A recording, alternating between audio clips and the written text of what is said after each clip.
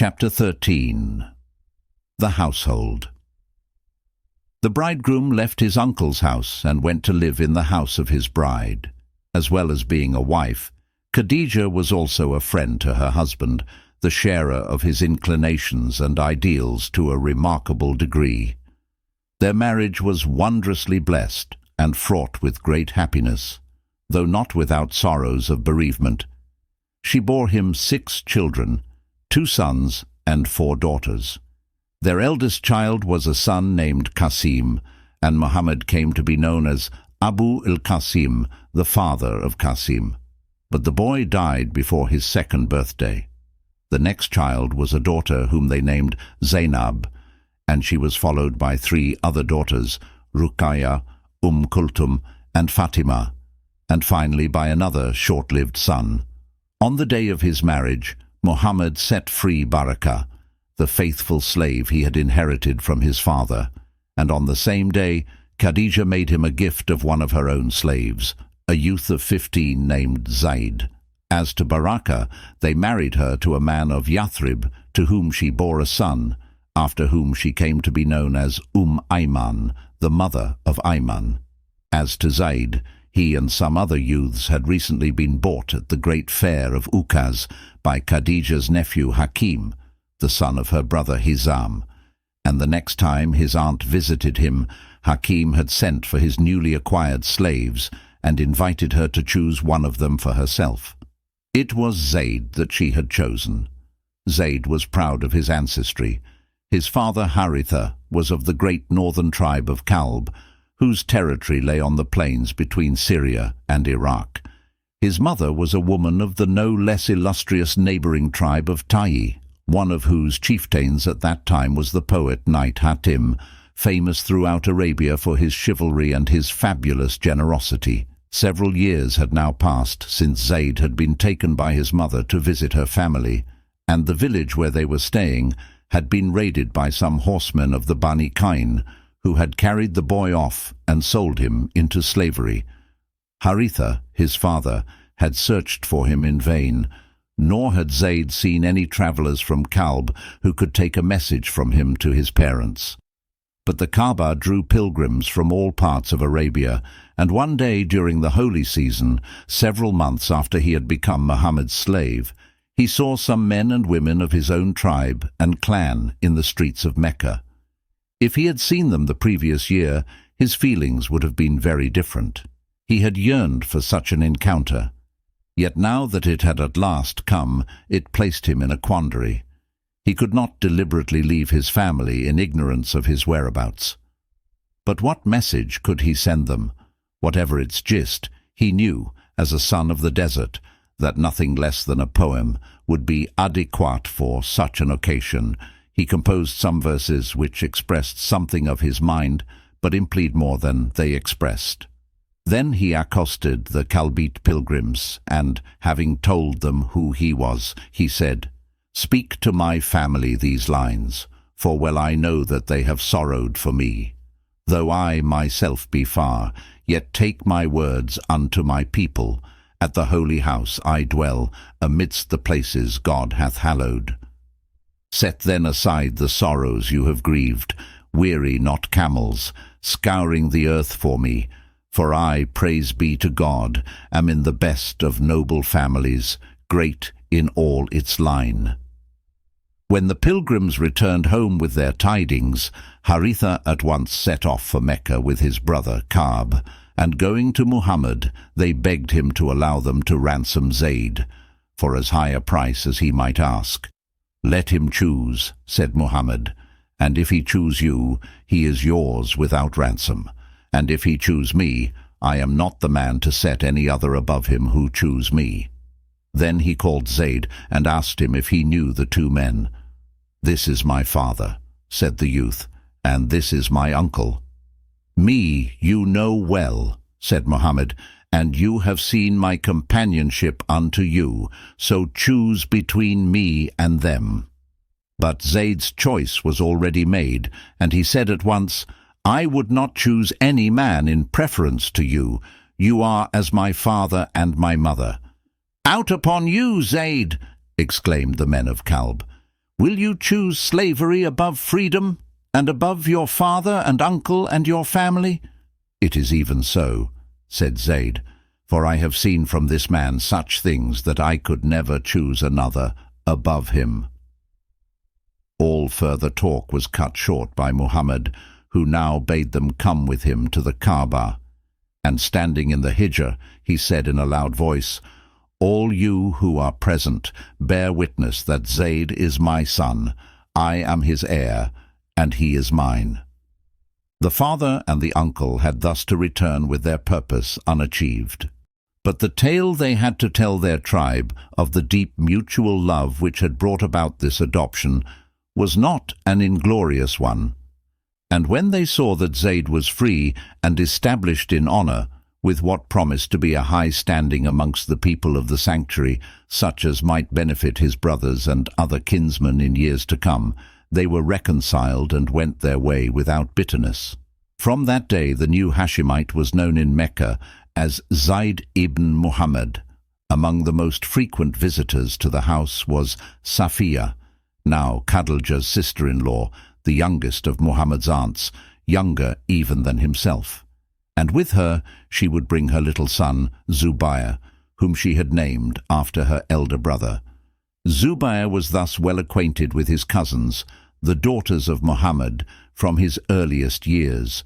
With Safiya came also her faithful retainer, Salmi, who had delivered Khadija of all her children, and who considered herself to be one of the household.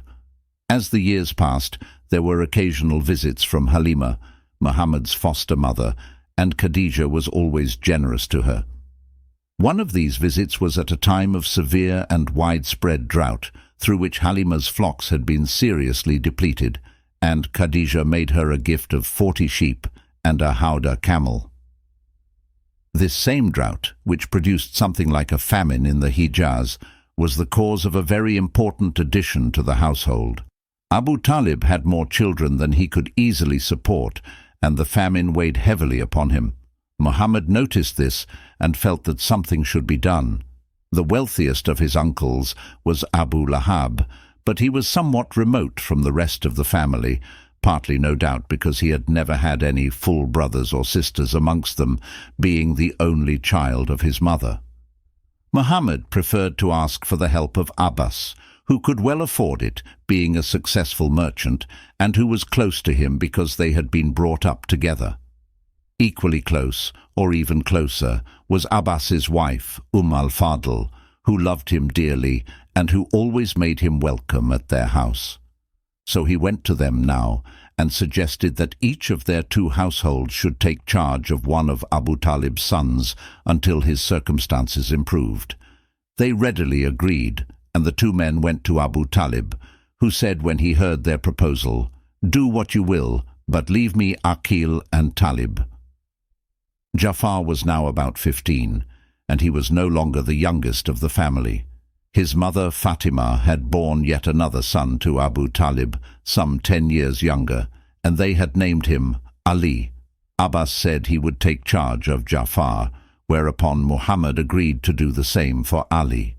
It was about this time that Khadija had borne her last child, a son named Abdullah, but the babe had died at an even earlier age than Qasim. In a sense he was replaced by Ali, who was brought up as a brother to his 4 girl cousins, being about the same age as Ruqayya and Kulthum, somewhat younger than Zainab and somewhat older than Fatima. These 5, together with Zaid, formed the immediate family of Muhammad and Khadija. But there were many other relatives for whom he felt a deep attachment, and who have a part to play, large or small, in the history which here is chronicled.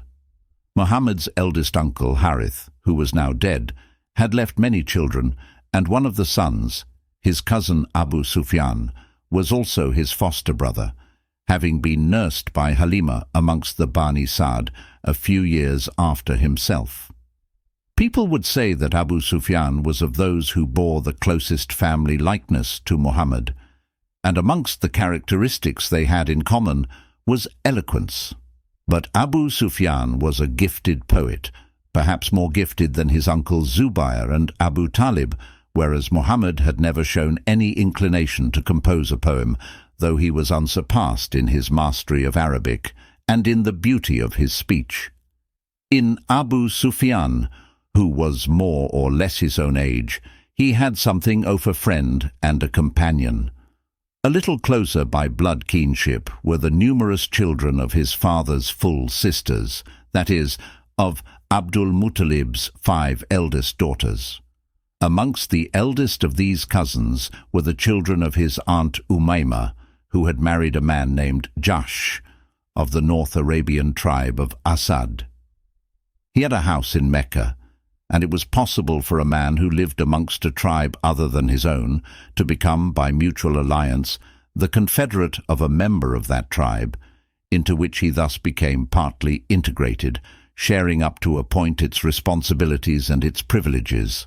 Harb, now chief of the Umayyad branch of the clan of Abdushams, had made Jahsh his confederate, so that by marrying him, Umayma could almost be said to have married a Shansite. Their eldest son, named after her brother Abdullah, was some 12 years younger than Muhammad, and the two cousins had a great affection for each other. Umayma's daughter Zainab, several years younger than her brother, a girl of outstanding beauty, was included in this bond. Muhammad had known and loved them both from their earliest childhood, and the same was true of others, in particular of Abu Salama, the son of his aunt Bara. The powerful attraction which centered on Al-Amin, as he was so often called, went far beyond his own family, and Khadija was with him at that center, loved and honored by all who came within the wide circle of their radiance, a circle which also included many of her own relations. Particularly close to her was her sister Hala, whose son, Abul Az, was a frequent visitor to the house.